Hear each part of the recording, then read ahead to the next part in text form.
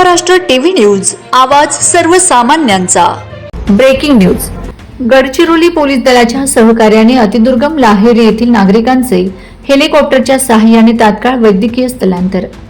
वैद्यकीय उपचाराकरिता भामरागड येथून हेलिकॉप्टरच्या मदतीने तातडीने करण्यात आले स्थलांतर। मागील काही दिवसांपासून जिल्ह्याभरात सुरू असलेल्या मुसळधार पावसामुळे इंद्रावती, पामुल गौतम व पर्लकोटा नद्यांना आलेल्या पाण्यामुळे पूर परिस्थिती निर्माण झाली आहे। या अतिवृष्टीमुळे जिल्ह्यातील अतिदुर्गम अशा भामरागड तालुक्यातील अनेक गावांचा संपर्क तुटलेला आहे।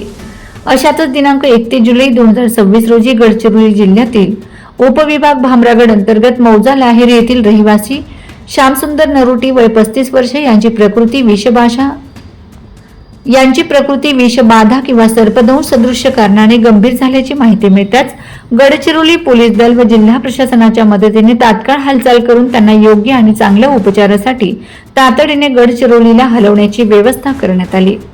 जिल्हा प्रशासनाच्या माहितीवरून श्यामसुंदर नरोटी यांना वैद्यकीय स्थलांतराची तात्काळ गरज लक्षात घेता गडचिरोली पोलिसांचे पवन हंस हेलिकॉप्टर तात्काळ भामरगडासाठी रवाना करण्यात आले होते। श्यामसुंदर नरोटी यांना सुरक्षितपणे गडचिरोलीला आणण्यात आले आहे।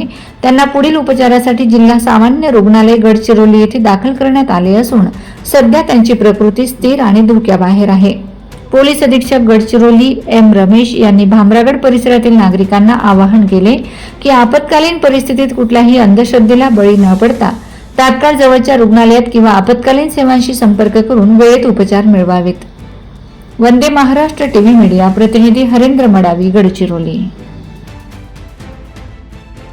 वंदे महाराष्ट्र टीव्ही न्यूज, आवाज सर्वसामान्यांचा।